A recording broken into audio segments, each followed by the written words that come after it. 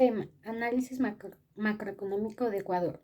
En este video analizaremos la economía de Ecuador utilizando conceptos fundamentales de macroeconomía, datos recientes, economía real en el largo plazo y su sistema monetario. Datos macroeconómicos. Empecemos con una mirada de los principales indicadores de los últimos 5 años. Primero, el PIB. PIB de Ecuador cayó fuertemente en 2020, con un descenso cercano al 9% debido a la pandemia. Pero la economía rebotó con fuerza en 2021, creció cerca del 10% y alrededor del 6% en 2022.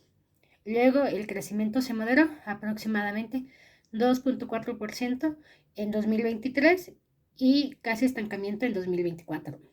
En cuanto a la inflación, Ecuador ha mantenido niveles bajos, incluso registró deflación en 2020, alrededor de menos 0,9%.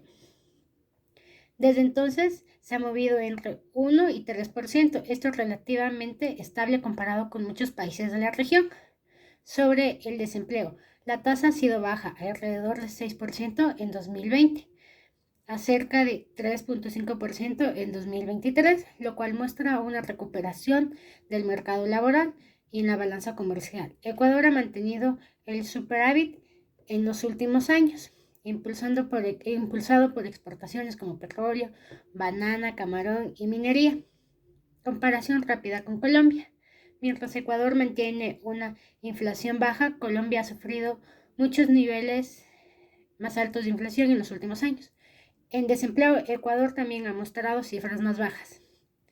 ¿Qué nos dicen estos datos? Que Ecuador se recuperó con fuerza después de la pandemia y el crecimiento ha sido moderado, la inflación estable y el desempleo relativamente bajo.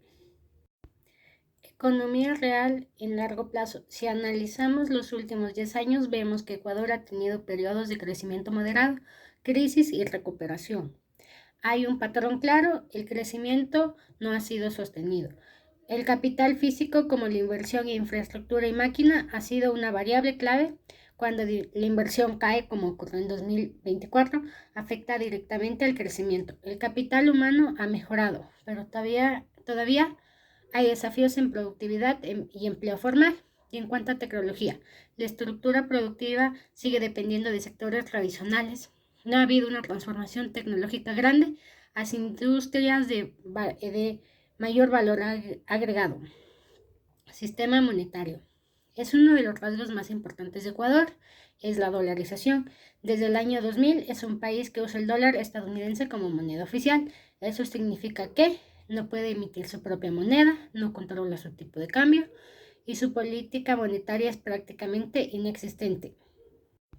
El Banco Central de Ecuador no imprime moneda. Su rol se centra en la estabilidad financiera, reserva internacional y supervisión económica.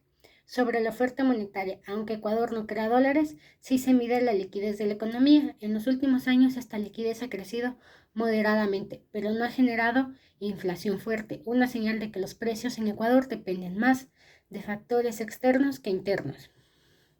La dolarización ha mantenido la inflación baja. Conclusiones. Ecuador logró recuperarse después del colapso de 2020, pero el crecimiento ha perdido fuerza. Mantiene estabilidad en inflación y mercado laboral que ha mejorado. Sin embargo, la falta de diversificación productiva y la dependencia de exportaciones tradicionales limitan su potencial a largo plazo. La dolarización aporta estabilidad de precios, pero reduce la capacidad del país para responder a crisis mediante política monetaria. Mirando al futuro, Ecuador necesita fortalecer su inversión, mejorar su capital humano y avanzar hacia sectores con mayor tecnología y productividad. Solo así puede lograr tener un crecimiento sostenido y ser menos vulnerable a factores externos.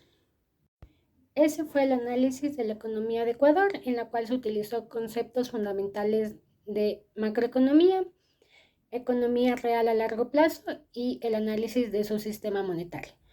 A continuación están las citas bibliográficas. Gracias.